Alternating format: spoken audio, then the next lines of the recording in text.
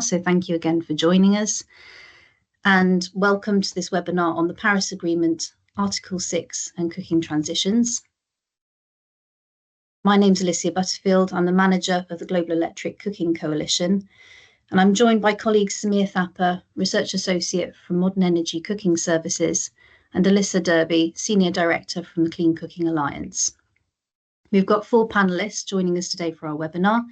Our panellists are Dechen Yangki, Executive Engineer, Ministry of Energy for Bhutan, Hadji Mbaye Diagne, Director General of Afrique Energy Environment and a leading member of the CDM Executive Board, an Article 6 Supervisory Body Methodological Expert Panel, Mitch Sauers, Chief Executive Officer of UpEnergy, and James Haselip, Senior Advisor to the United Nations Environment Programme at the Copenhagen Climate Centre.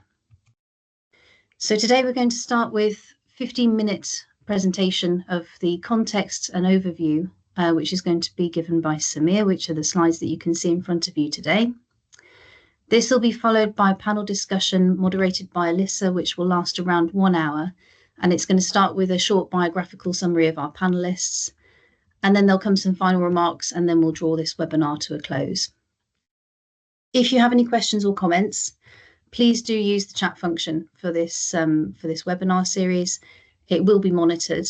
Because of time constraints, we won't have time for a Q&A within the body of this session. However, what we can do is review the chat topics and send follow-up materials, which we can circulate after the webinar's finished. And I'm now going to hand over to Samir and invite him to begin his presentation. Thank you.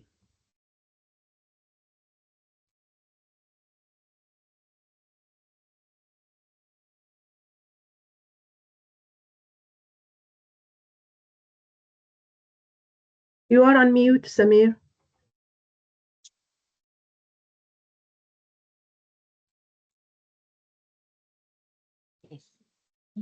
Yeah, sorry for that. Can you see my slides, please? Yes, we can. Yeah, okay, thanks. So first of all, I'll introduce myself. I'm Samir Thapa. I'm a research associate at the Modern Energy Cooking Services Program. I'm mainly working on carbon financing and following up on Article 6 developments. So today I'll be going quickly through my presentation, but also try to simplify it because there are quite a few technical details. So in terms of the outline of my presentation, I'll be first talking briefly about MECS and GECO, and then I'll talk about Article 6.2 cooperative approach.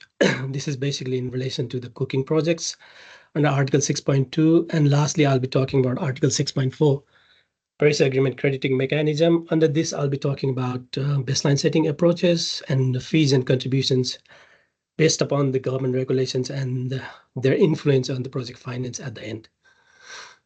So MECS, in terms of introducing MECS, MECS is Modern Energy Cooking Services Program. It is a 8-year FCDO-funded research and innovation program, and it has got various elements. One of the important one is its Innovation Challenge funds that it carries out regularly, the recent one being on the solar cooking. And it has also got country partnerships, many countries in the Sub-Saharan Africa and South Asia as part of its program. And it has also got thematic work streams. One of the examples is carbon financing itself. And another important aspect is its partnership with World Bank through the SMAP program. And it is housed in Loughborough University. So the objective of MECS is in terms of matching the clean cooking with electricity access for electric cooking and in terms of reducing the use of biomass for modern energy cooking services. So GECO is the sister initiatives for MECS. It's called Global Electric Cooking Coalition. It was launched at COP last year, and it was launched with the 3 other anchor partners, NDEP, GIAP, and SE for All. At the moment, it has well over more than 30 international members, and its objective is to reach 10% of the population with electric cooking in at least 10 countries in Global South. So with this slide, I'm trying to compare the opportunities for carbon project in some of the countries like Kenya, Uganda, and Nepal, where the electricity access is more than 50%, but then again, more than 50% of the households' populations are cooking with traditional biomass fuels. But if you look at the mix of the present baseline use, you can see that there is a possibility for transitioning polluting commercialized fuels. In the case of Kenya and Uganda, it is LPG, and in the case of Nepal, it is in the case of Kenya and Uganda, it's charcoal, and for Nepal, it's LPG. So, but if you look at the sources of electricity in all of these countries, more than 90% is coming from renewable sources, with Kenya having the highest diversity, the greatest diversity in power generation, whereas in the case of Nepal, it's mostly from its hydro resources. Now, coming back to the Article 6.2, in terms of the projects that are under Article 6.2 at this point in time, Article 6.2 basically starts with, the interest between two parties who wants to launch Article 6.2 activities. Starts with a memorandum of agreement, which leads on to the bilateral agreements, and then on to the pilot projects. So if at the moment there are 64 bilateral agreements, and most of them are in Asia with Japan, Singapore, and South Korea. But also in the case of Europe, Switzerland and Sweden is leading in the Article 6.2 projects. So in terms of the pilot projects, there are 136 pilot projects, and the highest is with Japan, mostly in Asia, and in the Sub-Saharan Africa, Switzerland is in the forefront with 23 projects as of now. I'm showing these pictures of the initial memorandum of agreement between the Swedish Energy Agency and Nepal government, and also between the Bhutan government and the Singapore government. So in this slide, I'm showing the the cooking projects that are at the moment under Article 6.2. The first, in almost all, the buying country is Switzerland, and the host part, in two of those, the host party is Ghana, and one is Peru.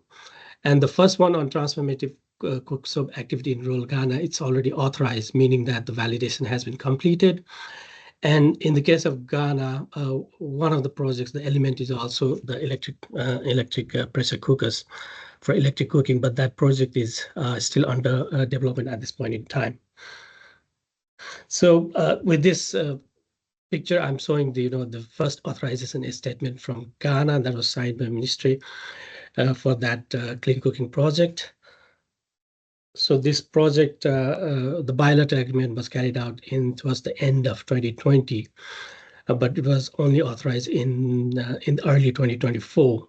So the crediting period is from 2023 to 2030, and the use of it is supposed to be for the Swiss NDC and other international mitigation purposes, but the final use is to be specified by the Swiss Confederation. With respect to Article 6.4 related developments, I'll be basing my talk on two different documents. One is on the standard for the development assessment of Article 6.4 methodologies, which was recently adopted by the Article 6.4 supervisory body, and also the draft standard that was released by the MEP on setting the baseline in mechanism methodologies. And the next one is on Article 6.4 ST2, also adopted in the recent Article 6.4 supervisory body meeting. On that, I'll be talking about mitigation benefits in relation to the host country regulations. So at the moment, Article 6.4 has suggested three different approaches to baseline setting. The first one is based on the best available technologies, which basically means the technologies that are economically feasible and environmentally sound. If those technologies are being used, those technologies are to be taken as the baseline for the baseline setting. So I believe those selection of those technologies will be very contextual, depending upon the geographic locations, market penetration, and policy drivers. For example, in the case, LPG could be considered as the baseline in the case of Bhutan and Nepal for e-cooking, because number one, of the deficit due to LPG imports, and number two, due to the electricity surplus in these countries. Number two is the second approach is an ambitious benchmark approach, where the baseline is set at the average emission level of the best performing comparable activities. And this approach is already being used in the clean cooking activities because of stacking as of now, also in the gold standard and CDM methodologies. So on this one, this could be going forward, could be used also in the cooking sector because of the availability of data due to existing project for the comparable activities such as improved cook stove and LPG stoves. The last approach suggested is based on the history. If you don't have the data required to go for approach 1 and 2, the last approach that you could use is based on the historical and actual emissions, but which needs to be adjusted downwards. For example, this approach could be used in the case of firewood and charcoal in very remote and rural locations where the data are not available. So in this slide, I'll be talking a bit about the steps towards setting the crediting baseline. So there are 3 steps involved in setting the baseline. First one, as I said earlier, is to estimate the baseline based on the 3 different approaches. And then the result from that approach needs to be adjusted downwards so that it aligns with the country level NDC and other climate objectives.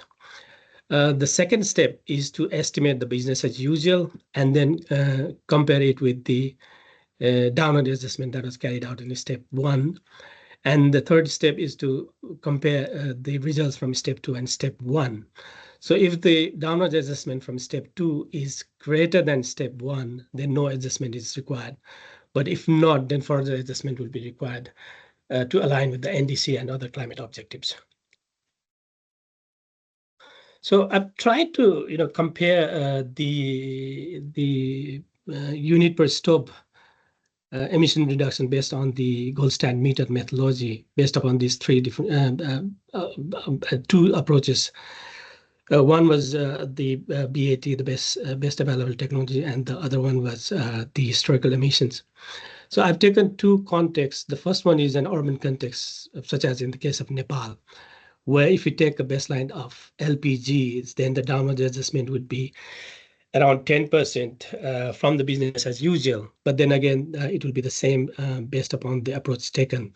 So that means that the downward adjustment is similar, same. So in that case, going forward, the further downward adjustment may be required. The next one is a rural case in sub-Saharan Africa, where I've taken baseline as the firewood, charcoal, and LPG, where the downward adjustment is nearly 19%, which is more than the downward adjustment from the baseline approach taken. So in this case, it is more. So further downward adjustment may not be required.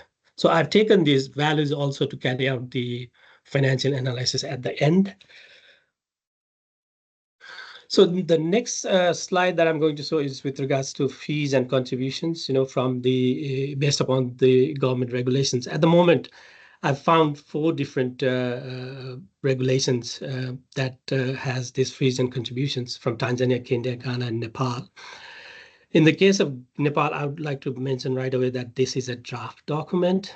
But if you look at the blue-colored columns, then you can see that up until the letter of authorization, which means registration and validation of the projects, the fees required are in absolute, US dollar figures, except for the case of Tanzania, where it is 1% of the revenue. So going into issuance, in the case of Tanzania, it's 8% of the revenue, but in rest of the countries, it's US dollar per unit of credit issued, or correspondingly adjusted. And lastly, there is also requirements for the sharing of the revenues to a consolidated fund. In the case of Kenya, 25% of the gross revenue has to be shared with in a climate change fund for further use. In the case of to promote mitigation and adaptation activities, and both in the case of Kenya and Nepal, in the last column, a certain percentage of the profit has to be shared with the consumers. In the case of Nepal, it is 80%, and in the case of Kenya, it's 25%. But in the case of Kenya, it is mentioned that it's only in the case of projects if they are community owned. So based on these two different parameters, in terms of the downward adjustment of the baseline, and then the fees and contributions, I've tried to analyze the price required per unit of credits for various countries under different scenarios. In the case of Sub-Saharan Africa, for Tanzania, Ghana, and Kenya, I've taken the baseline with firewood, charcoal, and LPG. And in the case of South Asia, I've taken the baseline as LPG. And then I have taken three different contexts, one without downward adjustment, one with downward adjustment, and then at the end with the upwards. So if you look at the Sub-Saharan Africa, then the per unit, price per unit required is, in the case of Ghana and Kenya, is much higher than compared to Tanzania. And this is because, you have to share the gross revenues, but then again, you have the fees for issuance and corresponding adjustments. In the case of South Asia with Nepal and Bhutan, the price per unit required in the case of Nepal is a bit higher compared to Bhutan. This is also because Nepal is requiring corresponding adjustment fees, and then also some percentage of the profit to be shared with the consumers. In the case of Bhutan, with the downward adjustment and without the downward adjustment, the values are the same, because I've considered that since Bhutan is net negative, there won't be any requirement for downward adjustment. But then again, with the downward adjustment, the increase in the price per unit required is not very high. But then if you include the operational costs, it increases significantly. In the case of Sub-Saharan Africa, it increases by about 30 to 40%. And in the case of South Asia, it increases by about more than 60%. So the basic idea is, in terms of how you can leverage the price per unit that you get from with and without downward adjustment to meet the operational costs, through different financing instruments, and then through different requirements from the governments, like sharing the benefits with the communities. So to make this analysis, I have assumed a project with 5 years crediting periods, with a total induction stove sold around 35,000 for 5 years. And then the emission reductions generated in the case of Sub-Saharan Africa with charcoal, firewood, and LPG would be around 150,000 credits. And in the case of LPG, it's be about 1/3 of that credits to around 60,000. So yeah, with that comparison, lastly, I also wanted to put a few other parameters that would be important going forward for Article 6 implementation. One would be on the requirement of data on specific energy consumption through controlled cooking tests in terms of utilizing the algorithm and equations from the metered methodology. The next one is on suppressed demand, in terms of establishing a threshold value, which the recent mechanism methodology standard has also suggested. For example, in the case of water sector, the default value is 5 liters per day per adult. And lastly, also, the fraction of non-renewable biomass on this one, at the moment, from the recent CDM decisions, we can see that it has suggested possibly the marginal concept of FNRB establishment as against, the average value that's being used, may be used going forward. So this is a site that I'm sharing that MECS has developed in terms, if you want to have resources on carbon financing that you can use. Yeah, thank you. Yeah, that will be my presentation for today. And with that, I think I'll now pass on to Elisa for the panel discussion. Great. Thank you so much, Samir. Hi, everyone. My name is Elisa Derby. I'm the Senior Director of Climate Impacts and Standards at CCA. I oversee all of our standards and testing work, as well as our technical work on climate. And as part of that role, I'm a founding member of the Clean Cooking and Climate Consortium, or 4C, and co-author of the CLEAR methodology that 4C has been working on with the support of many of you over the last 2 years. And I am so pleased to be here today with all of you. I want to express my gratitude to the MECS team for organizing this wonderful webinar and curating such an expert panel of speakers for us today. So without further ado, let's talk more about them. I'm delighted to welcome all four of them here with us, as well as all of you. We have Dechen Pema Yangki, who is an executive engineer working with the Department of Renewable Energy under Bhutan's Ministry of Energy and Natural Resources, including as the Clean Cooking Carbon Focal Point. She has over 11 years of professional experience in the fields of renewable energy and energy efficiency. And Dechen currently serves as the focal point for the development of Bhutan's standards and labeling scheme, leading efforts to promote energy efficiency. She played a role in the development of Bhutan's national energy efficiency policy in 2019 and has been deeply involved in advancing energy initiatives since then. Thank you for joining us, Dechen. We also have Hadji Mbaye Diagne, who is the Director General of Afrique Energy Environment, a consultancy firm in Senegal. And as Alicia mentioned, he also has leadership roles in the CDM Executive Board and the Article 6 Supervisory Body Methodological Expert Panel. Mbaye is the former president of COMNAC, the Senegalese National Board on Climate Change, and has been a member of the Senegalese official delegation for the UNFCCC negotiations since 2000, including as the lead coordinator for market issues.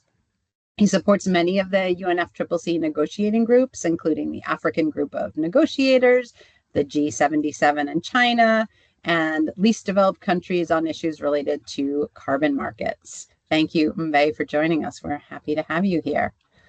We also have Mitch Sauers, who's the CEO of UpEnergy, leading efforts to make clean technology accessible across Africa, Europe, and India. Committed to scaling UpEnergy's impact on global energy access, Mitch drives the mission to innovate and deliver sustainable technology solutions. Prior to UpEnergy, he was the commercial director at Phoenix International, part of the NG Group, where he expanded solar energy access to millions of off-grid households in 6 African countries, enhancing market reach through strategic leadership in sales, marketing, and credit operations. Nice to have you with us today, Mitch. And finally, James Haselip is a senior advisor at the United Nations Environment Programme, Copenhagen Climate Centre. He has been involved in the UNFCCC mandated Technology Needs Assessment Project since 2010 as a country and regional coordinator. This has led to an overriding focus on understanding the role that international agencies and governments have in actively creating markets for clean technology uptake and diffusion, and how to involve the private sector in driving forward the process of clean technological transitions. Since 2003, he has worked in over 20 countries in the Global South, constituting a significant network of contacts with government, UN, private sector, and expert consultations. Welcome, James. We're pleased to have you. So as you can see, we have a fantastic broad perspective among our 4 different panelists. And let's get started. I'm going to ask each of our panelists a kind of kickoff question to get things started, and then we'll go around in more detail thereafter. So Mbaye, we'll start with you. And can you tell us about your experience with Article 6 preparation for market readiness, please? Thank you, and thank you, Elisa, and good afternoon, colleagues. As said, I used to be, and I'm still in the National Climate Change Committee, supporting the Senegalese government in setting the infrastructure as well as the procedures for an effective participation in Article 6 of the Paris Agreement. And based on that, the Senegalese government decided, based on the experience we had under the CDM, to conduct a strategy for Article 6 with the support of some partners, including GGI. I was the one who, with a team, conducted very large and inclusive consultation with all stakeholders, including Ministry of Environment, line ministries, private sector, local governments, NGOs, to see what are their needs in terms of participation in the carbon market. What are the gaps based on the new landscape of Article 6 of carbon market? And what needs to be done both by the government as well as the other stakeholders. And we develop that strategy. Based on the result and the outcome of the development of that strategy, we are in a process now under the Partnership for Market Implementation to develop all the operational elements to participate effectively, conducting some additional studies in terms of MRV, in terms of eligibility criteria, in terms of operational manual, in terms of all the infrastructure as well as the governance system that will address the elements we have identified under that strategy. That is the experience I have when it comes to participation in Article 6 of the Paris Agreement. Thank you. Thank you so much, Mbaye. James, I'll ask you a similar question. If you could please tell us about your experience providing support to countries on Article 6 market readiness. Yeah, hi, Elisa. Thanks. Well, I'll speak on behalf of my team at the Copenhagen Climate Centre. So UNEP, and specifically us in Copenhagen, have been involved in a couple of Article 6 projects. But it really builds on a longer sort of involvement in CDM, going back to the capacity building for CDM and the CDM pipeline, which was developed by our now ex-colleague Jørgen Fenhan, who's quite sort of well known in that space. And then since the Paris Agreement, we have two projects on Article 6. Spark is the main one. That's a German-funded consortium launched 2 years ago, I think, led by GGGI, including ourselves, and that's focused on readiness work for 4 countries, specifically Colombia, Thailand, Pakistan, and Zambia. And basically, that work is to support their participation in international carbon markets under Article 6, with a focus on the policy and regulatory frameworks that are needed to participate in these markets, and also what is support the role of the private sector in driving that forward. So that's Spark, and then we also have an EU-funded project called Integrated Assessment for Article 6, which is a similar capacity building work and strategic on how to strategically use Article 6 as part of NDC implementation, and that focuses its support on 3 countries, Sri Lanka, Tanzania, and Peru. And then within the Spark project, we also lead in Copenhagen on the knowledge products. So Samir mentioned, for example, the guidance on sustainable development, the sustainable development tool, which was published earlier this month. And that aims to ensure that all Article 6 projects include not just emissions reductions, but also ensure a wide range of co-benefits and following a do no harm principle. And then finally, UNEP is part of an UN-wide task force pushing for clear principles on high integrity carbon markets. And that is a work in progress. It's not finalized, but once it is, it'll be hopefully the standard for all countries. Thanks. Great. Thanks so much, James. Mitch, we're going to circle over to you for the project developer perspective. Could you tell us about UpEnergy's work developing Article 6 projects in the cooking sector and some of the unique challenges that you've faced? Yeah, thanks, Elisa, and thanks for having me today. A few I guess to start, UpEnergy is a project developer that was founded in 2011, and we've been developing projects in the cooking space, actually primarily for most of those years for the CDM mechanism, but now develop a wide range of projects across cooking, water, nature-based projects in 8 countries across Africa, and have been very active in our Article 6 work across 6.2, 6.4, and other compliance markets such as Corsia.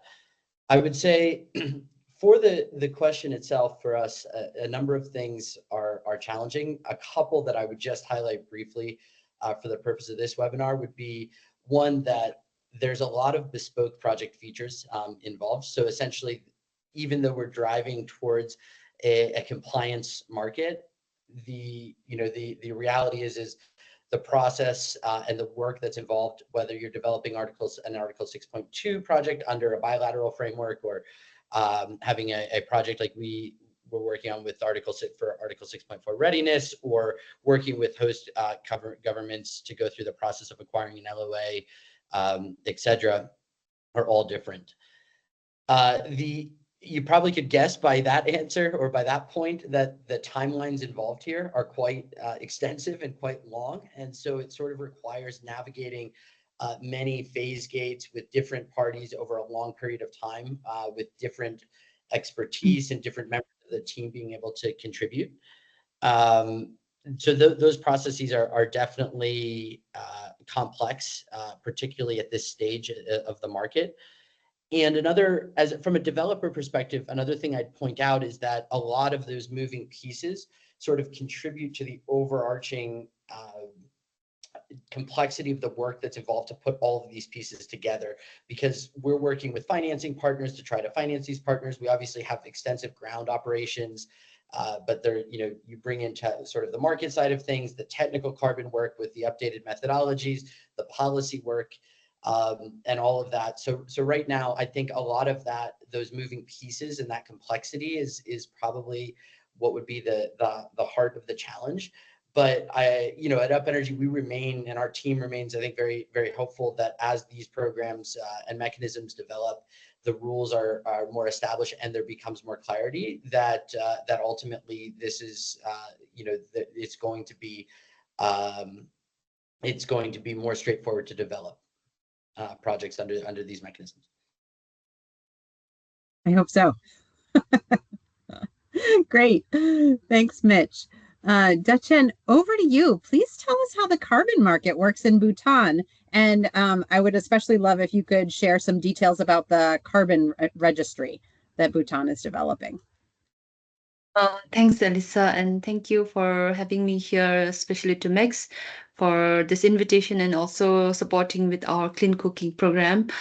Bhutan's entry to carbon market marks a significant achievement to the nation, leveraging carbon markets presence as one of the most effective ways to reduce emission while meeting our own development goals. We are yet to operationalize the Article 6 in the carbon market, but then we have experienced through the CDM that the earlier speakers were highlighting on. So far, Bhutan had submitted 3 CDM projects, but then we have credited from only 1 hydropower project. So from between 2015 to 2023, we had generated about 780,000 carbon credits, emission credits through the CDM. And now post CDM, we are pursuing the transition of the CDM projects to the Article 6 of the Paris Agreement. And like Mitch mentioned, we are also working on the Article 6 readiness initiatives, which includes the development of that has already taken place, like the carbon market rules of Bhutan 2023. Then we have developed the National Carbon Registry that was launched during the COP also. And then we are also raising 50 million USD funds in a portal called Bhutan Climate Fund. And then bilateral agreement with the MOU through the government of Singapore and the government of Bhutan has been established. And as a next action plan, we are working, as in our designated national agency, which is the Department of Environment and Climate Change. They're working into developing this carbon market policy framework, which is almost at the final stage of drafting. So in all this, we have worked towards the Article 6 readiness initiative, but then there are still more works to do. And regarding the National Carbon Registry of the Kingdom of Bhutan, it has been linked with the Climate Action Data Trust of the World Bank, and it is a part of the Article 6 readiness initiatives that Bhutan has undertaken. The National Carbon Registry has, all the aspects of specifications of Article 6, and has been developed to ensure a transparency, continuity to the carbon market. So we are anticipating that it will also ensure accurate transactions of the credits, and there is no duplication and of the accounting. So, and more so, it was developed as a prerequisite for participating in carbon market. So while I don't have the specific algorithm,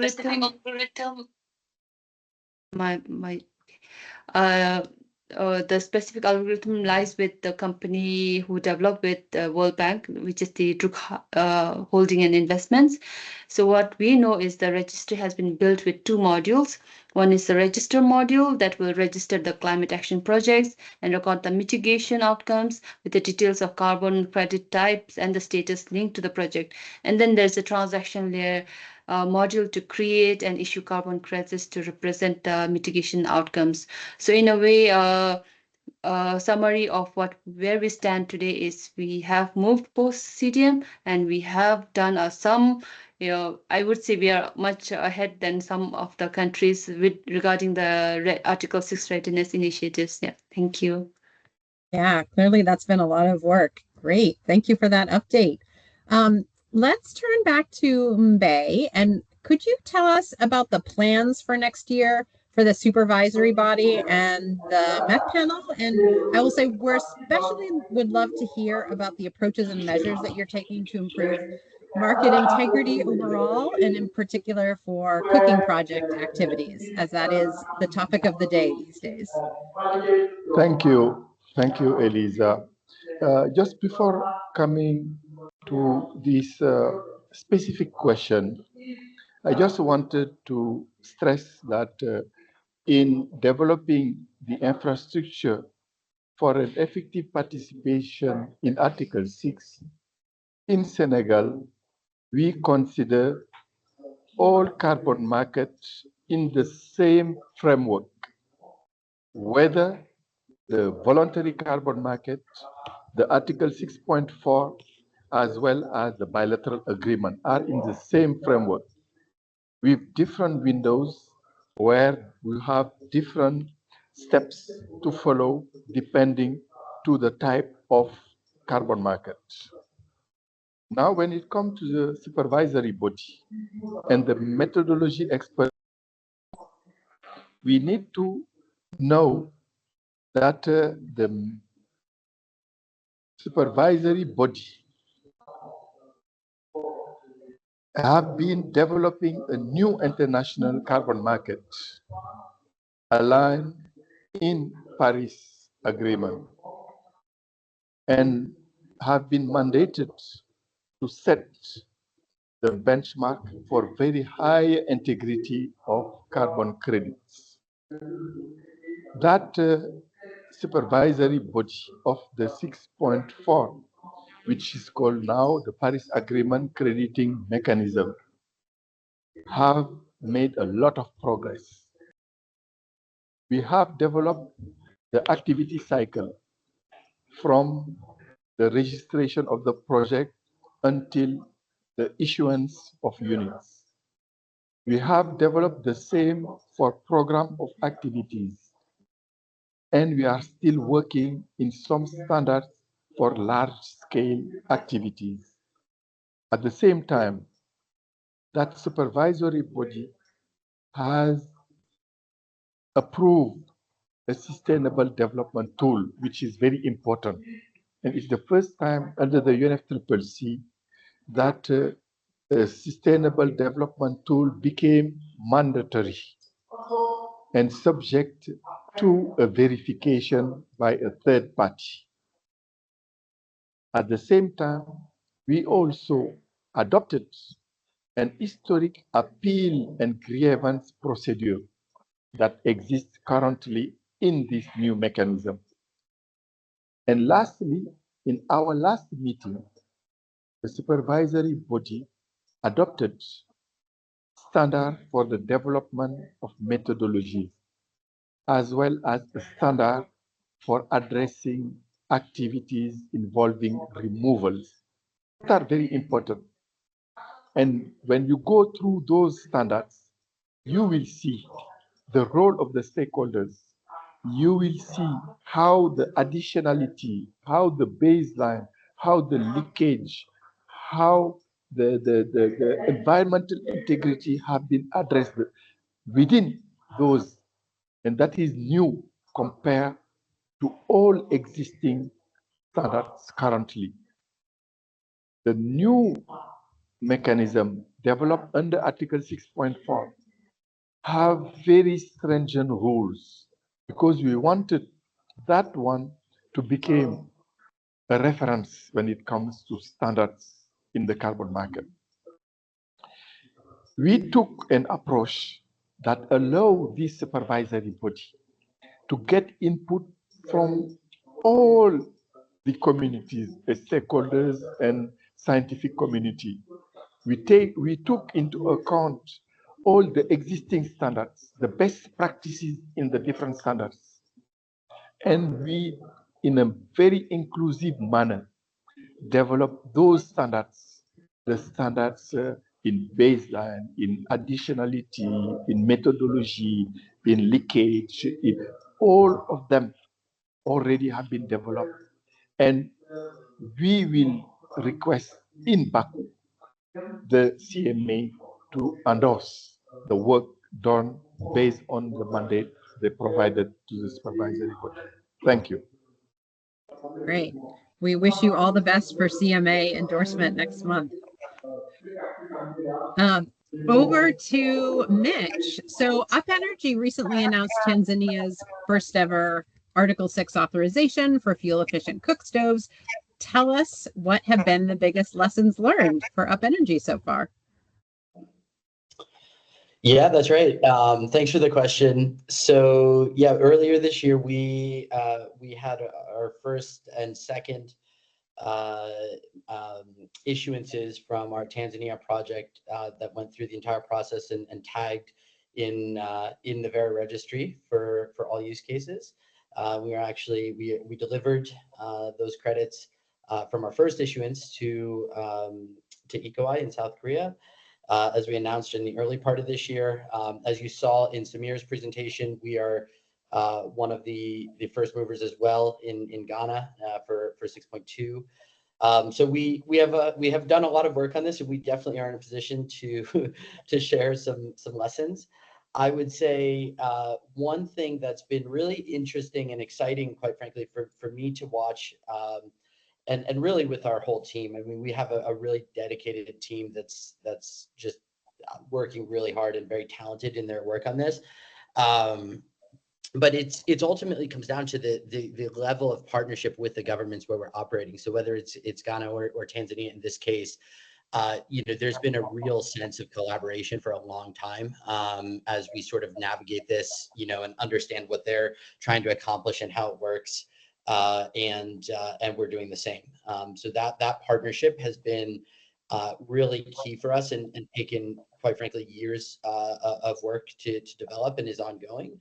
But I would then ultimately say that, I think one of the lessons that I've learned about these projects is because of the involvement of governments particularly, but different parties, is that it really takes one's ability, in our case, UpEnergy's ability to sort of leverage technical carbon experience and expertise on the ground, ability to execute and build infrastructure and things of that nature, policy work, and then the market work, and sort of bring it all together in one project. In the case of Tanzania, right, there was a lot of reviews, and I actually see a question in the chat that touches on this, but sort of demonstrating how these projects work, where the benefits to the communities where we're operating as clean cooking are coming from, where they're going, etc. And that was work that we were already doing in voluntary sense on our project in Tanzania. It's part of our program where there was already revenue that was being recycled in. But obviously cooking, say, compared to a RED Plus project is different in the way that benefits arrive to the community. And so really being able to work on that was important. And I would also say that the level of scrutiny that these projects bring, which is welcomed, but it's also additional layers that you have to sort of learn as a developer to go through, because you're not only now going through standard and auditing checks, monitoring checks, DOEs, etc., but you're also then working with governments in the case of Tanzania with Tanzania, but in the 6.2 side with both governments, right? To consider all aspects of the program, its integrity, its impact, those sorts of things. So yeah, I think to sum it up, the biggest lesson is that you just can't show up and roll out these projects. There's a lot of work and a lot of time and a lot of expertise that goes into them, and bringing all those pieces together. Yeah, thank you. Absolutely agree with that, and you've demonstrated nicely what that looks like. Thanks, Mitch. Dechen, what can you tell us about the bilateral agreement and the implementation agreements being planned, for example, with Singapore?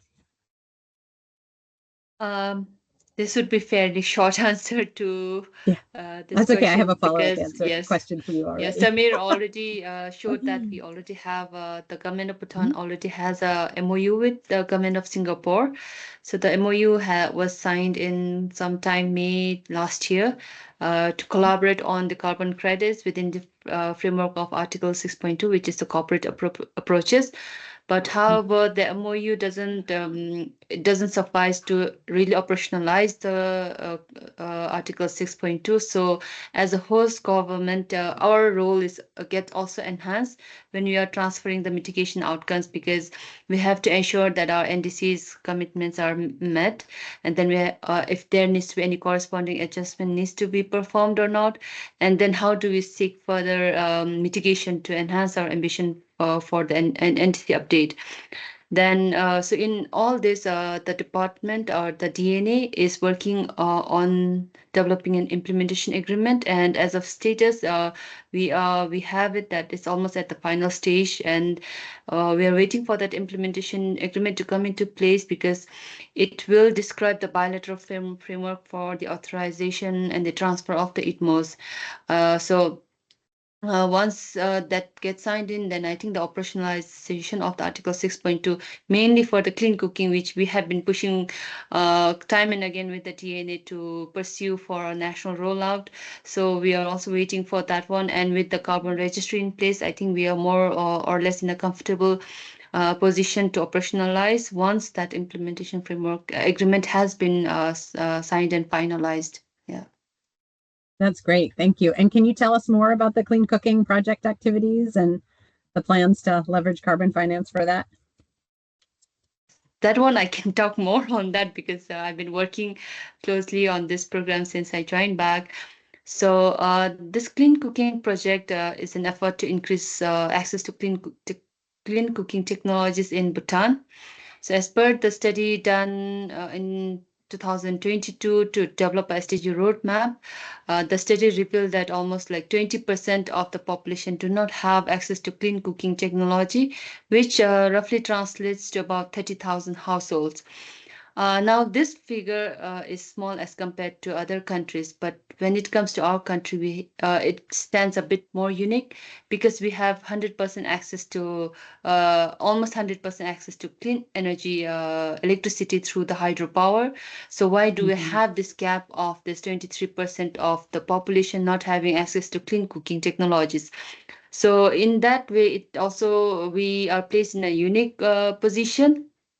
And also a concern for us, because the dominant fuel, as Samir presented in Bhutan, is the LPG, which is an import burden to our country. So in order to increase the access to clean cooking with almost 100% crude electricity, And to reduce this import burden, we have been supported by UNFCCC and MECS with this clean cooking program.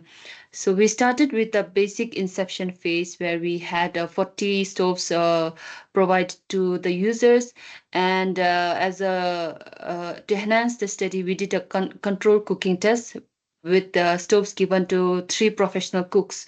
So now this stoves, I'm sure like most of the members here know, it's a ATIC stove. It is Australian design. It has this IoT enabled meter which gives real-time energy consumption data, which in fact enables us to participate in this carbon market.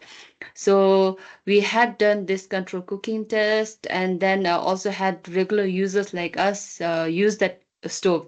So we found out that the ATIC stoves was almost 135 more efficient than LPG and 55% more efficient than the existing other electric cook stoves, like the infrared cook stoves, which is quite dominant in the country. So with all this data from the inception phase, we have moved to a pilot distribution of 650 across all countries, because though we are a small country, but then our cooking culture is different across the parts of the country. So in order to get all cultures of cooking, we have distributed this pilot stove, which is almost at completion phase. And now why we want this carbon market to come operationalized soon is because we want to leverage the carbon credits from this clean cooking to roll out and provide more for the national scale, and to have that access, phase out that 23% remaining, those who don't have the access to clean cooking. So that's how we envisage our clean cooking program to enable us for the national rollout. And that's where we see, and we are also pushing time and again with our DNA that we have to have buyers for this clean cooking. Everyone says clean cooking program is the most easiest when it comes to carbon market, but then it's also a hurdle to us when things, the readiness are not in place. So in a way, we are quite advanced in terms of digital MRV because of the IoT enabled meter, but then we also are a bit more dragged behind because of the policy framework not being finalized yet. So we are hoping that we get to implement the national rollout soon and have 100% clean cooking access. Yeah.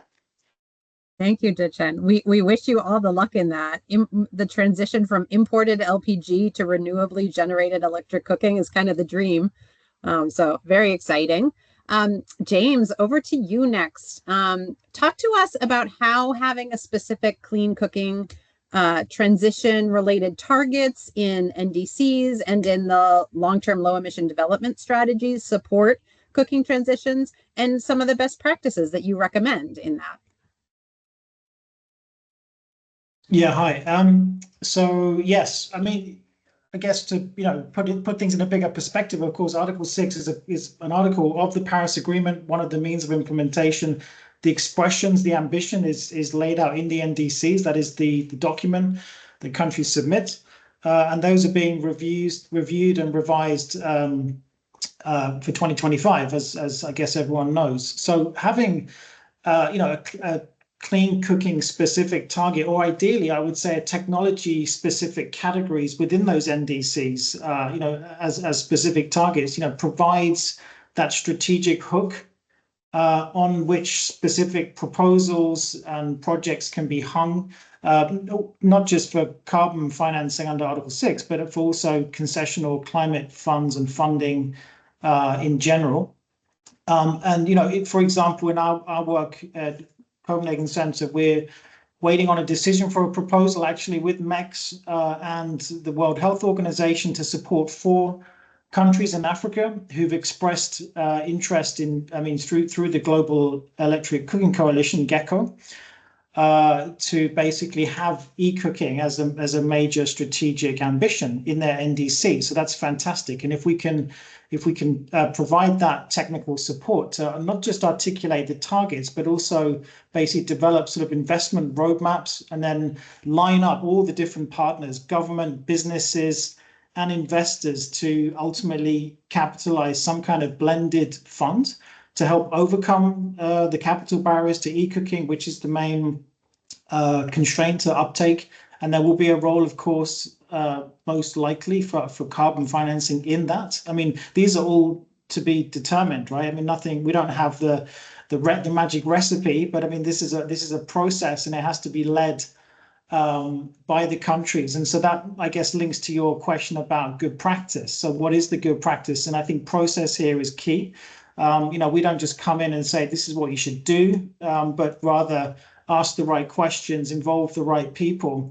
And I think there is a tendency to assume that all the co-benefits of clean cooking are well known and understood by all actors and agencies, and that may not be the case. But in any case, you want to build that strong multi-stakeholder coalition basically around specific targets and strategies, and I think that's key. Also to break those traditional governance silos that exist within governments most often, and so that clean cooking isn't just seen as a public health or a development challenge or a gender issue, but also as a critical environment and climate issue. And so obviously having these targets linked, expressed in the NDCs is a great opportunity to build those powerful coalitions and kind of a whole of government approach. So that's, I guess, what we're advocating for at this stage. Thanks. That's great. Great. Thank you, James. Mitch, I'm going to circle back to you and ask you to share some insights on the current regulatory landscape for Article 6 projects across African markets based on your experience so far. Sure. So I will probably keep this one relatively short, but I would say the simple answer is that it's very diverse. We've been talking about it just even here on the call, but anybody that's here that's been around the space for a little bit of time realizes there's a lot going on. And I guess in our experience, I would say that what you find is sort of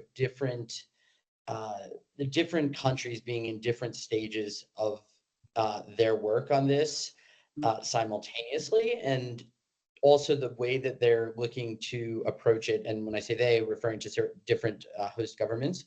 And so, from a developer's perspective, it requires a lot of sort of on the ground local policy work to be able to work with these countries to understand what are their ultimate objectives, but also where they're at in the process, what timeline are they expecting to develop things at.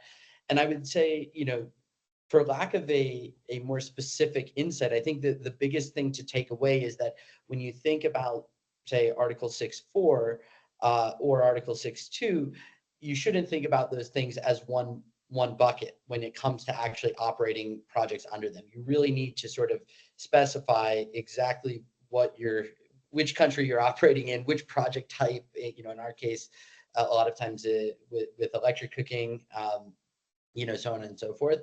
So that would probably be my biggest takeaway in terms of the current landscape, is that it's developing, it's diverse, and it's really dependent on specific country, specific project.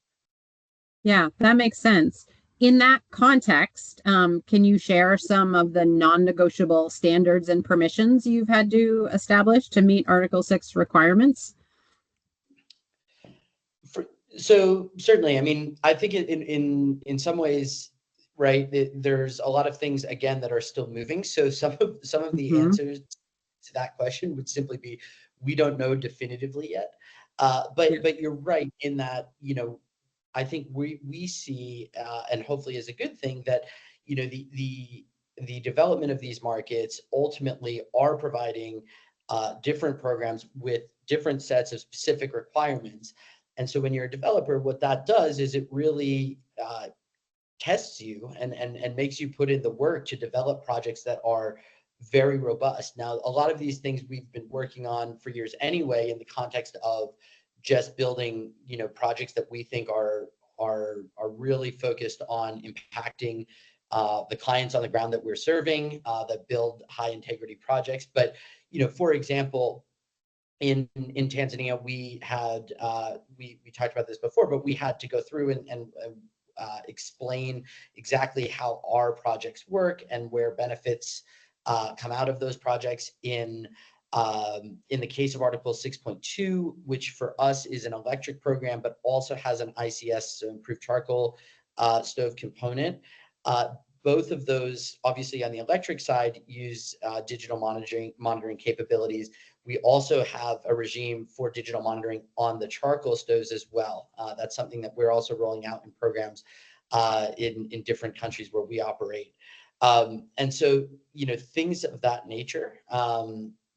As also in Ghana, another specific thing I would point to, in our Article 6.2 work is sort of exactly the level of local manufacturing or assembly that we're doing in the country, things of that nature.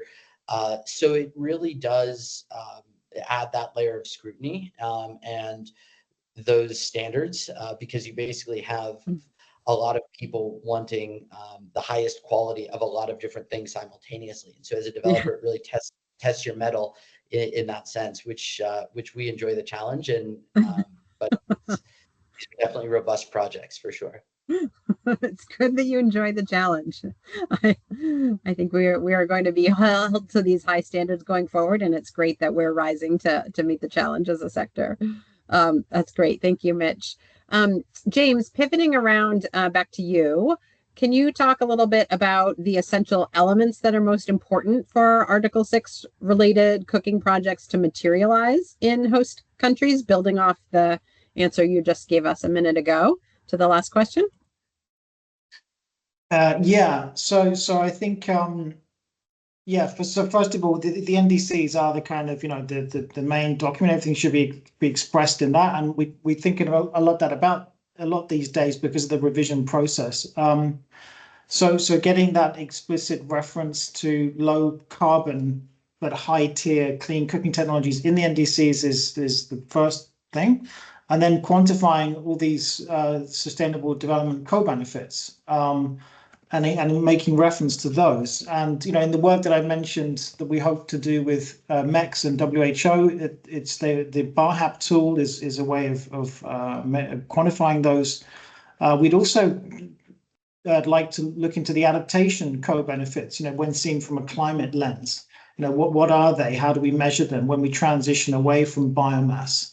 As well as, of course, the more well understood human health benefits and metrics for that. And this is partly to, a means to an end, if you like, to kind of help countries embrace those targets, secure a broader political buy-in, including from the ministries responsible for climate environment policy, because of course, as I mentioned, it's normally siloed out of that. And so getting the same people in the room working towards a common set of targets.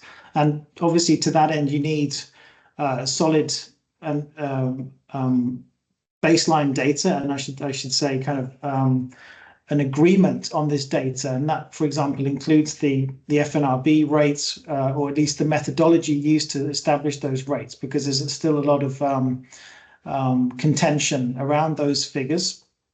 And it's a non-trivial task. I mean, I think it takes time, and again, the process is key, so that you get everyone with you, because of course there are certain experts who may become impatient and say, well, we know the problem, we know the solutions, but you need to kind of take the time to follow the process and make sure everyone has digested and fully understood it. And that's, I think, key to longer term success, if you like, and really the core of any kind of successful, what we call, capacity strengthening or building process.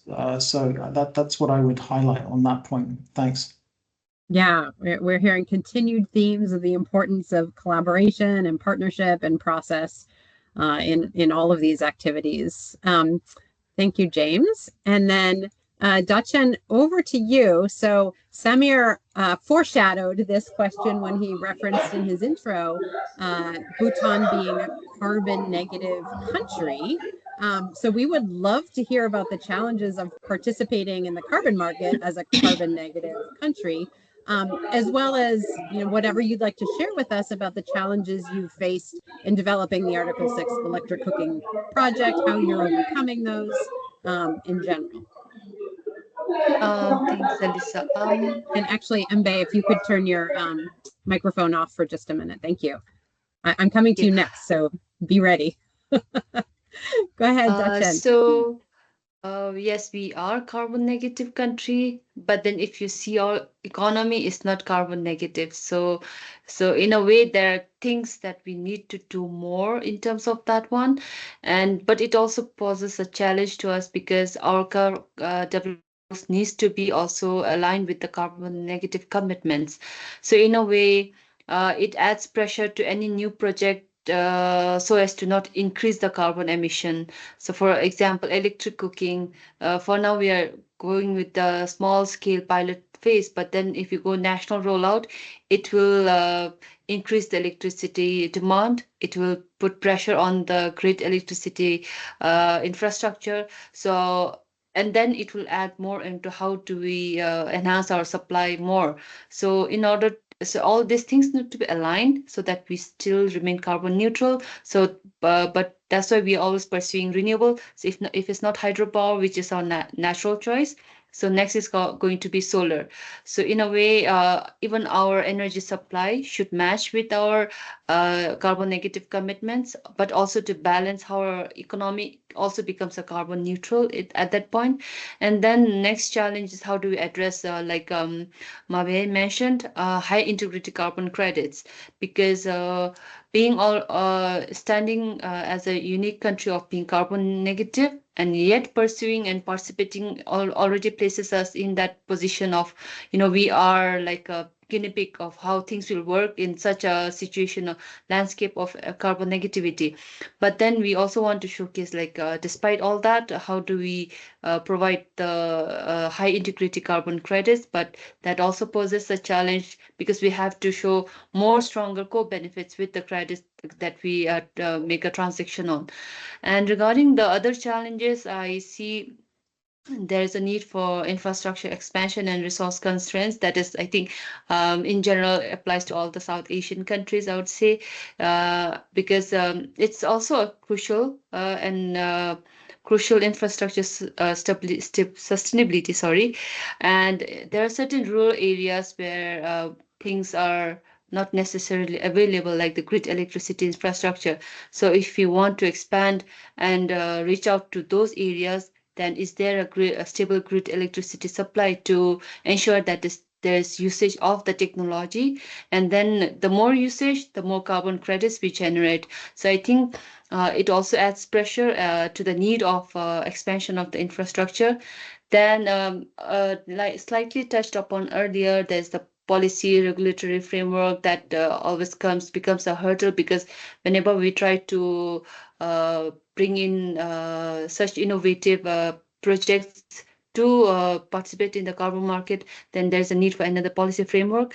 Like we mentioned, we are now waiting for the carbon market policy framework to come into place to operationalize the Article 6.2, despite we being way ahead with the digital MRV with the IoT enabled meters. So I think in a way that if things doesn't move parallel, then despite all the advancement, we are still lagged behind and dragged behind by the advancement in the policy framework in itself. And with the cooking program, because cooking is very culture specific and country specific, so there are various users. So in our case, sometimes the users were not that friendly. They did not have that friendly approach towards this new technology, because they knew about the electric cook stoves, that is the infrared. So they were questioning, like, why do we want to have something that is almost similar like a infrared stoves? So in a way, more of how do we engage those communities in order to participate in that one. And then there's always a culture of when we get something new, we tend to stack up at the back so that we can use when we have more guests and to show. So in a way, in order to go through such ideologies mainly in the rural areas was a challenge. And then we had to do follow-up calls with all the ones that are using, like mainly to bring a common understanding, like carbon market is not their language. It's more of the policymaker and what we are here talking about, but it's not at the user's language. So how do we make it user friendly? How do we communicate carbon market to them? So in a way that poses a challenge, because despite the technologies bringing in, if so we don't have users, so what we are to do at the end of, where do we get the carbon credits from? So I think community engagement and awareness to engage all people from all walks of life is important. So for now, these are the challenges I see. But then still hoping that we phase out that 23%. Thank you. Yes, great. Thank you, Dechen. Mbaye, I am circling now back to you as promised. We'd love to know what the status is on approval for existing and new methodologies for clean cooking projects and the timeline for these approvals. And maybe like in particular, do you expect the existing methodologies, and specifically AMS2G and AMS-IE, to be approved as is? Are we expecting they might be changed to incorporate some of the developments in the sector, like the approaches in the gold standard metered and measured, or the clear methodology? Lacking a crystal ball in this area, what can you tell us? Okay, thank you. Do you hear me? Yes, perfectly. Thank you. Okay, thank you. There will be a lot of change. First, what I can say, because the Article 6 is completely different. When you see the rules that are defined, when it comes to baseline, when it comes to how to address the leakage, how to address the additionality, how to align the methodologies with the NDC of participating parties, how to align it with the Paris Agreement goal. There are many elements how to share the mitigation outcome. There are many requirements brought by the Article 6. And the work of the supervisory body is to align the existing CDM methodology with those new requirements. And it's what was developed in the new standard for development and assessing methodologies. On going through that, you will see the principles that are defined on how to align all methodologies with the Paris Agreement requirement. And you have seen also at the same time that independent standards also are trying to align themselves with those requirements of the Paris of the Article 6 of the Paris Agreement, because both the 6.4, the Paris Agreement crediting mechanism, and the independent standard both will generate two types of units. Units for compliance that can be used by parties to meet their NDC or used under CORSIA, but they will also generate units that will be used for the voluntary carbon market. But both units will have the same level of environmental integrity. The only difference will be the application of corresponding adjustment or not. So in terms of stringency, all standards, including the 6.4, will go through this very robustness and stringency of the different rules to align with the requirement of the Paris Agreement. Now, when it comes to cook stove, you have seen that there under the CDM and the 6.4, we have a transition of activities from the CDM to the 6.4. Those activities were allowed to use the CDM methodology until 2025. At the end of 2025, all those activities need to migrate to new 6.4 methodologies. And we have identified under the methodological expert panel of the supervisory body what methodology prioritize for this transition, to refine the methodology and align them with this new requirement. And we have identified the grid-connected electricity generation from renewable source, the thermal energy production, the waste management, and the clean cooking. That are the three subsectors that have been prioritized.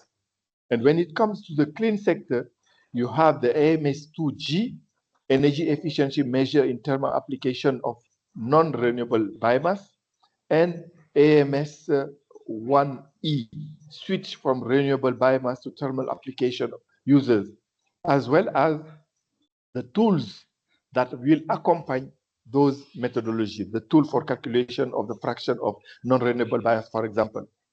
And for all of that, there are some, for the biomass, for example, for the FNRB, something is going on under the CDM.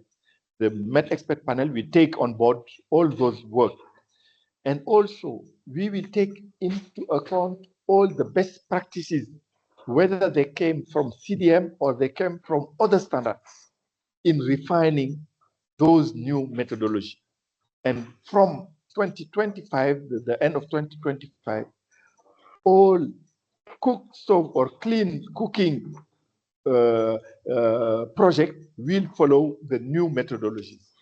And we expect that from Baku, all the endorsement will be obtained from Baku and projects can move. But from now, what can be tabled is that there are some projects in the clean cooking that have requested to transition. They will make transition before the end of this year, and they will use the CDM methodology just for 1 year or maximum. But since we get the new refined methodology, they will move to this new refined methodology. But we think that at the end of the first quarter of next year, maximum the second quarter of 2025, the different methodologies refined, taking into account all the new requirement of the Paris Agreement, will be issued by the methodological expert panel for global consultation. Because in the process, we will have this global consultation and the relevant comments made by the stakeholders will be taken into account before finalizing those methodologies. That is what I want to say, but just to add something, the last thing, in participating in this Article 6, and mainly the Article 6.2, as said by my colleague from Bhutan, developing countries, African countries are facing issues in relation to registry, in relation to assessment of projects, in terms of capacity building at different levels or of all stakeholders, in terms of how generate projects. And all of that, we need resource, and the infrastructure to be set up needed to be maintained. It's why you will have some fees or some contribution of the project in setting and maintaining all those infrastructure that are needed in this new landscape of the Article 6 of the Paris Agreement. Thank you. Thank you, Mbaye. That was a fantastic update, and I know the world is watching with this process and the outcomes with bated breath. So thank you for playing such a leadership role in this, in these next steps to come. I am going to ask one last question of each of our panelists, and we'll try and keep things on time here. Thank you all for being with us. Mbaye, I'm going to stick with you for the first last question. Building on what you've just shared with us, how do you think Article 6.4 and Article 6.2 will interact going forward, and how do you expect it will affect cooking transition projects in particular? Thank you. Just to highlight that Article 6.4 and 6.2 are closely linked. Because when you come to Article 6.2, it's where the transfer of emission reduction is done following guidance that are defined. But those units or mitigation outcomes that are transacted under Article 6.2 may come from different generations. And 6.4 is one of the standard that can generate units to be transacted under 6.2.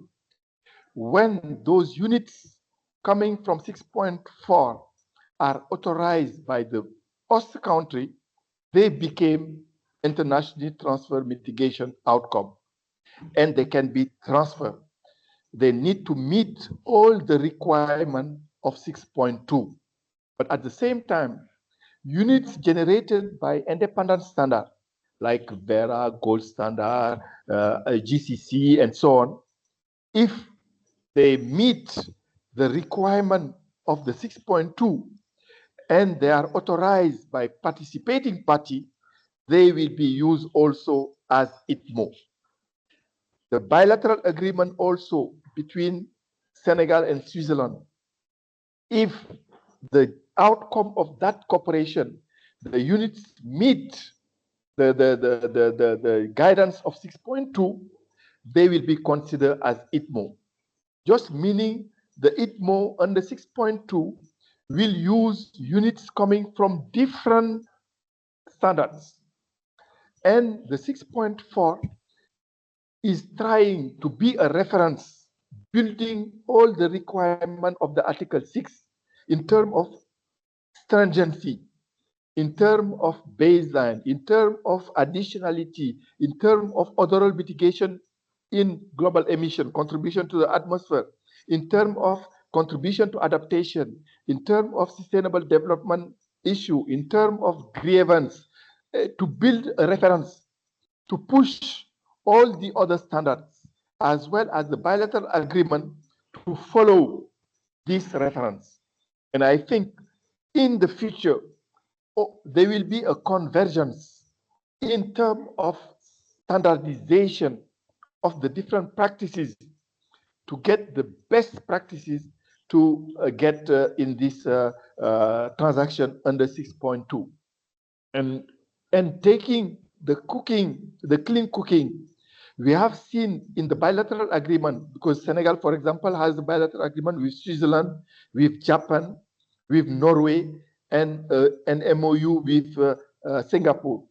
But since we have signed those bilateral agreements, many actors are coming with clean cooking projects because they think they will move that. But the Senegal is trying with the World Bank under the Partnership for Market Implementation to do what we call the marginal abatement cost of different technologies to see how it costs. Because we will apply a corresponding adjustment, we need to have a very clear view on what's going on. We have some projects that are under the GCF, clean cooking. We have some others that have been developed in the voluntary market.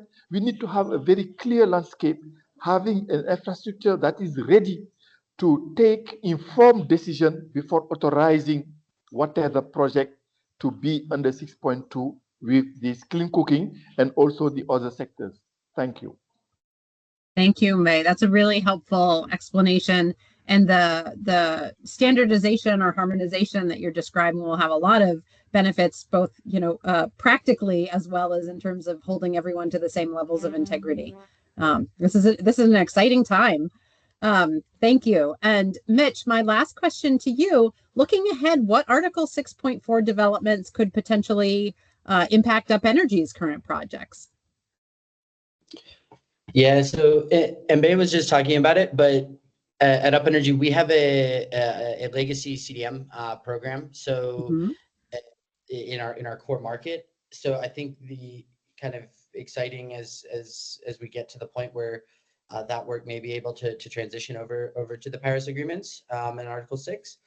We also stand ready and I mean, on an ongoing basis, each and every month, we're updating our programs, we're iterating, we're always doing things to add to the robustness of them. But I think in this case, we stand ready to be able to adapt our activities both on the ground and from a technical standpoint to updated methodologies and kind of new conditions that are set. as we go along this process and potentially this convergence.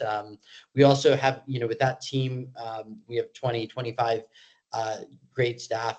We also provide those services to other developers as well, as we navigate this. So, I think it's a matter of, for us, the CDM legacy asset being transitioned, and then sort of evaluating these developments both here in Baku in the next couple of weeks, as well as through the end of the year, and continuing to make sure that we're ready to help scale the impact that we have through both Article 6.2 and Article 6.4 and other mechanisms through the Paris agreements that allow us to do that. So you stand ready. Good luck with all of that, Mitch. Thank you. Thanks. James, last question for you. Could you provide us some parting comments on country regulations and the importance of setting up national institutions to enable carbon market activities? Sure. Yeah, and I'd like to echo what Mbaye said in his earlier remark on the previous round of questions about the importance of building local infrastructure and capacities for Article 6 project development in the seller countries, I mean. And so I can talk a bit about our work in Zambia under the Spark project, which has clean cooking as one of the pilot mitigation activities.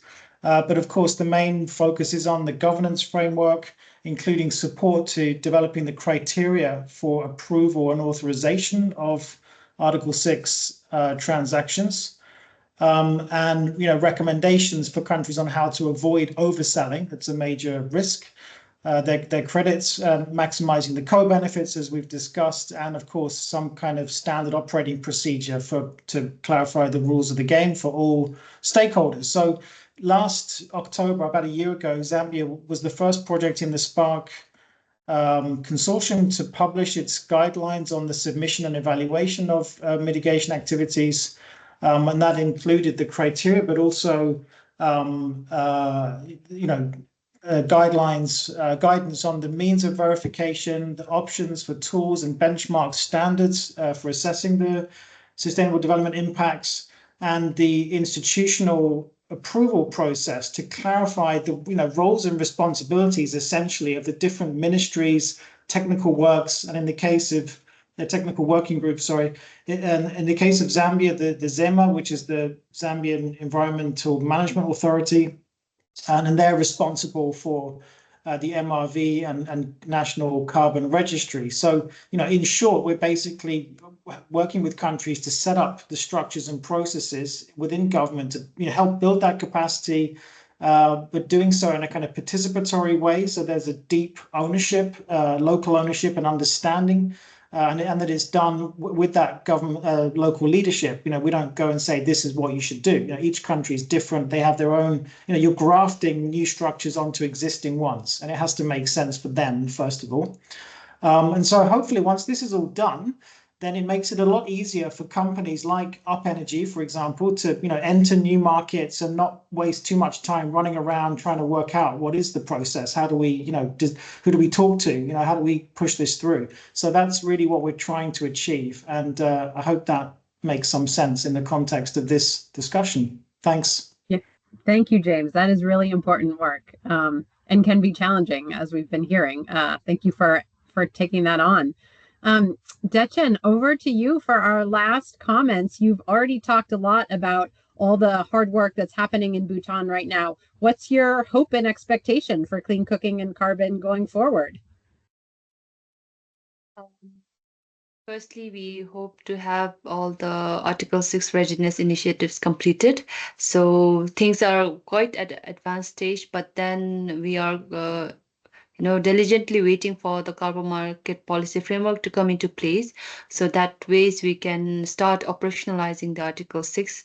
And then we have clean cooking is just one project. In fact, we are seeing all our projects are eligible for carbon market trading to participate in the carbon market. So we are seeing we have listed the DNA has collected so-called positive list, white list. It always gets confusing. Sometimes they come us with a positive list, sometimes they come us with a white list. So yeah, so we are saying we are carbon negative, but then we also have a benchmark of when can we be carbon negative.